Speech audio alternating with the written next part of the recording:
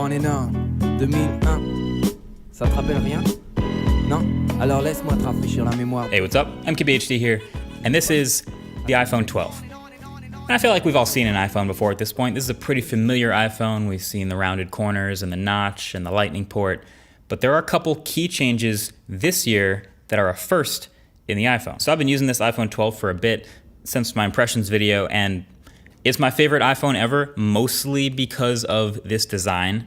But if you're considering getting one, there's some stuff you should know. Now I'm gonna do a separate video on the Pro in this sweet blue color. I think it's the best color, but these two phones are very similar. Same exact size, like a case that works for one, works for the other. Same main cameras, almost the same screen, same battery, same charging, but there's a couple things that only apply to the Pro, and I'll go over those in that video. But let's just start with the 12 with this new design, shall we? I love this super flat design.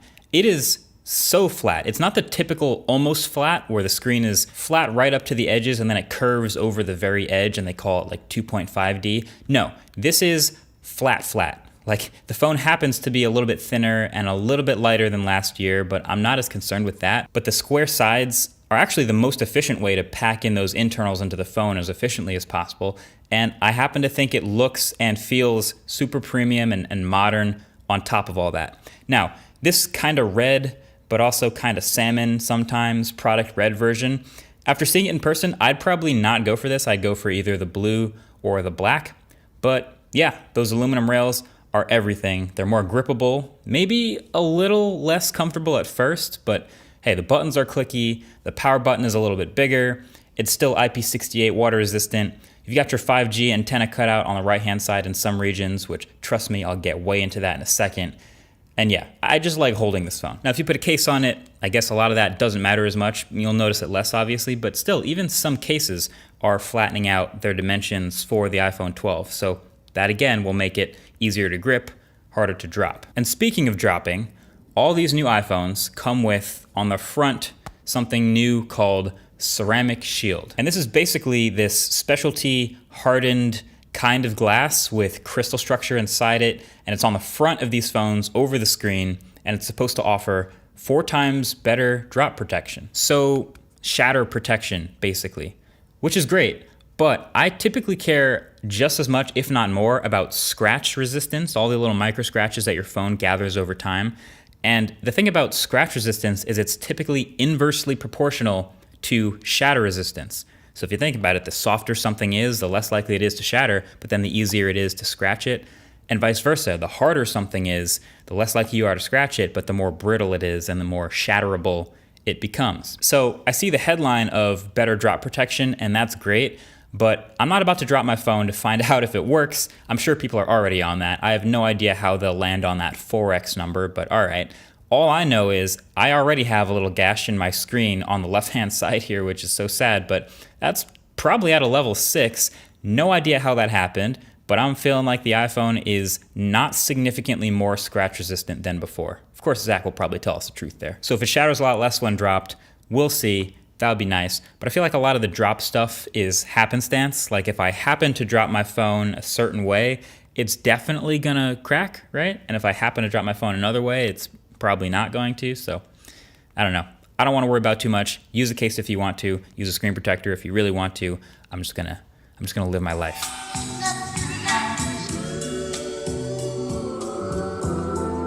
So possibly the biggest external hardware feature of the new iPhones is MagSafe. And I think it has bigger implications for the future of the iPhone, but right now, MagSafe is the optional new magnetic charging accessory standard on the back, like right behind the Apple logo. So the number one MagSafe accessory that Apple sells is the Puck charger. It doesn't come with a brick, by the way, so if you buy the charger for 40 bucks, make sure you have a USB-C charging brick.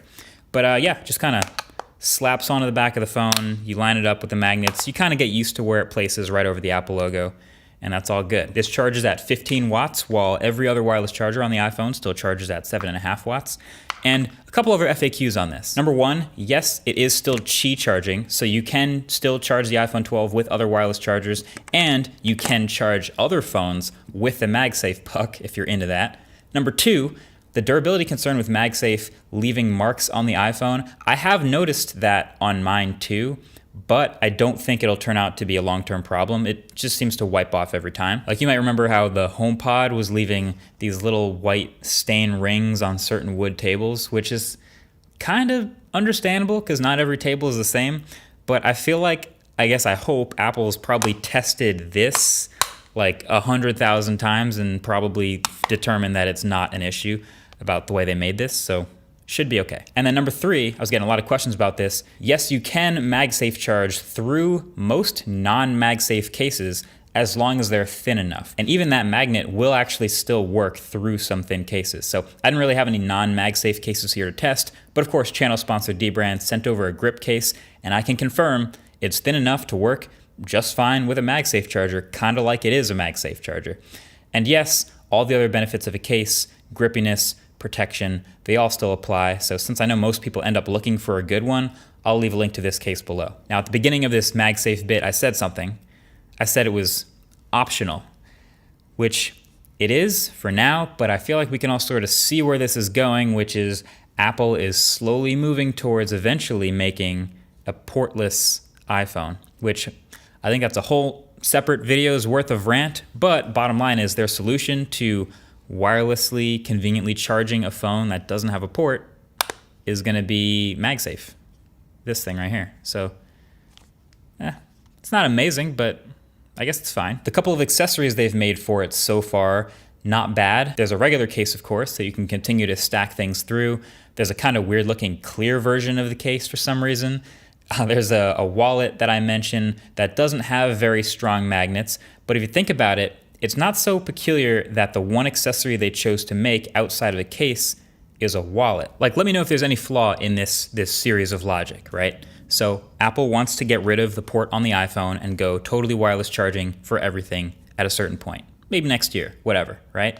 So they already see ahead of time this particular headline, which is people who use wallet cases can't wireless charge their iPhone. So they can't charge their iPhone at all. So Apple needs to invent a way for people who use wallet cases to continue to charge their phone. So they invent an accessory, which is a removable wallet bit, so you can charge the phone, and when you don't need to charge it, you can put the wallet back on. That seems to check out. Like I said, it's a whole thing, but today, optional. Battery life on these phones has actually been pretty good, but not noticeably better than last year at all. Matter of fact, it's actually a slightly larger, higher res display and actually a smaller physical battery. So it's pretty impressive that the phone still does okay. You can kill it in a day with 6 hours of screen on time or just a lot of heavy use, but this isn't new with this standard size iPhone. If you want a real battery champ, you can go for the bigger phone. The actual best new piece of the iPhone 12 though is definitely the new display. It goes from being that 720p LCD with bigger bezels that was really easy to make fun of to this much better and even slightly bigger 6.1 inch 1080p OLED. It's like night and day. It's basically on par with the Pro, which is actually pretty surprising to me, just a slightly lower peak brightness. Now, it's 60 hertz again, and while that's kind of a missing feature at this point on an $800 phone in 2020, I was actually kind of expecting that. I was just thinking the Pros would get 120 hertz displays this year, but obviously none of them did, which is a bummer. But let's be honest, they probably saw that as a battery saving measure since this phone did also just get 5G. So let's talk about 5G. I kind of love and hate 5G right now. So this slogan, Apple and I guess the carriers too really keep pushing that 5G just got real. 5G just got real. Really? Just now? 5G just now got real? Last time I checked, like this year I reviewed like 30 phones with 5G. So clearly 5G has already existed, but there's a reason they're saying it this way. So first of all, I did a video all about 5G where I went to a 5G area, testing it, explaining it, showing what's good about it and what its limitations are. I'm gonna leave it linked right below the like button if you wanna watch it, catch up on that. But the bottom line is it's really promising, but it's still being built right now. But carriers, and I guess Apple, really like the message that 5G just got real because now that all of the new iPhones have 5G built in, there's about to be millions and millions and millions more people walking around with 5G capable phones in a few very short months. And when that happens, that tends to accelerate development. That sort of makes it real, which I get it. But also, the carriers would very, very much like you to upgrade to their 5G plan, please. But we got to remember, 5G in 2020 has its ups and its downs. Like this iPhone 12 I'm using here has Verizon 5G, which is surprisingly actually in my area. It's not millimeter wave, it's not ultra wideband, but it can still give me roughly 20% faster download and upload speeds. But 5G radios are also pretty power hungry. And the more time you spend on 5G, the more battery you bleed through. Now, Apple's thought a lot about this, of course, so their solution, and you might have caught it on stage during the announcement, is called Smart Data Mode. And basically, it tries to only use 5G when you actually need it to save battery. So when you're in a 4G area, you're on 4G speeds, everything works with LTE, no problem, you're good, it'll feel normal. When you're in a 5G area, and you're doing a lot of bandwidth intensive stuff. You're downloading a bunch of videos and music, you're FaceTiming in crispy HD. You're doing a lot of that high bandwidth stuff. That's gonna use 5G, and that's gonna improve that experience a lot. But if you are in a 5G area, but not really doing anything that benefits from 5G, then your phone will actually switch off and stick with 4G. And as The Verge reported, it'll actually still show you the 5G indicator in the corner, but you'll get 4G speeds, which will probably fine, but that also explains this sort of weird speed test result. So look, my take is, I get it. The best technologies are supposed to be invisible. Like you shouldn't even notice they work. You go to download something while walking around, you're in a 5G area, boom, 5G turns on, your downloads go super quick, and then it turns off to save battery. It's kind of like ProMotion on the iPad Pro. It goes up to 120 hertz when you're scrolling and playing games and actually using it. But when you're not, you're just sitting on the home screen or watching a video, it will go down to 24 hertz to save battery. So it's sort of not there when you don't need it. It's there when it helps you. It's just weird that the whole messaging has been in your face 5G, 5G, 5G. 5G, 5G, 5G, 5G, 5G. So yeah, I would say don't buy this phone now because you want to get a 5G phone. But if you do get this phone now, then maybe it'll be a nice bonus if you're in a 5G area, or in the future when you end up in a 5G area, you'll be able to use that too. Cool. Kick, snare, kick, snare. All right, new iPhone equals new best camera ever in an iPhone, right? Well, sure. iPhone 12's got a slightly updated dual camera system with a standard and an ultra wide. The standard has a slightly wider aperture at f1.6 instead of f1.8. And to be honest, it's not really much of a difference in the camera. Like, it's just not. Same as the Pixel. They're not really doing anything too drastic. If it ain't broke, don't fix it. Really, the hardware improvements are almost impossible to notice in regular photos, but they will get you an improvement in like the edge cases, the most difficult photo and video taking scenarios. So like handheld in low light, that'll be better. Night mode will be better. Autofocus on fast moving subjects, super high dynamic range shots like shooting straight into the sun thanks to Smart HDR3, stuff like that. Other than that, it still looks like iPhone photos, which is to say some of the absolute best and most consistent crisp photos on any smartphone, so that's not a letdown. But iPhone video though, firmly in a league of its own. It firmly, like every time I test a new iPhone camera, it's just, the video camera is so much better, and people care a lot about video. They take a lot of videos, so you'd want to know, yeah, the iPhone takes great video. And that's despite not shooting 8K and not having a huge new sensor or anything crazy like that. It's just so fine-tuned and so reliable. But I want to save my full analysis of that for the video about the pros, because I think pros care even more about video stuff.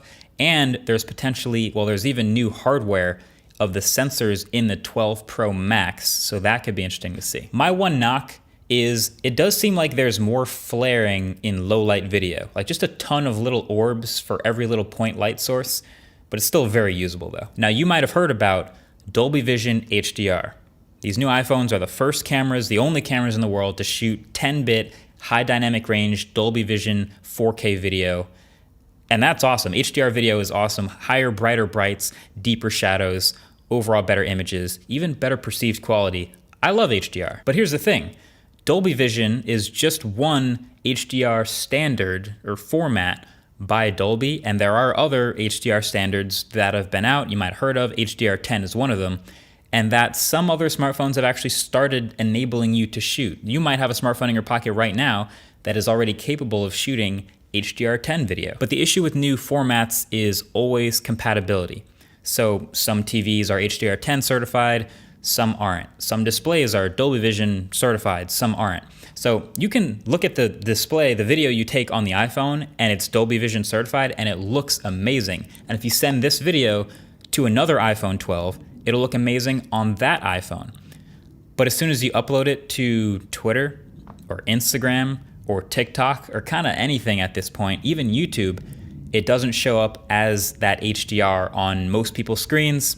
It's back to SDR. But the big deal here, again, is kind of like 5G, because there's about to be so many iPhone 12s in the world, there's about to be millions of new devices and new people out there shooting tons of HDR video and looking to share it. And so now there's more incentive for places and apps like Twitter and Instagram and TikTok to support HDR.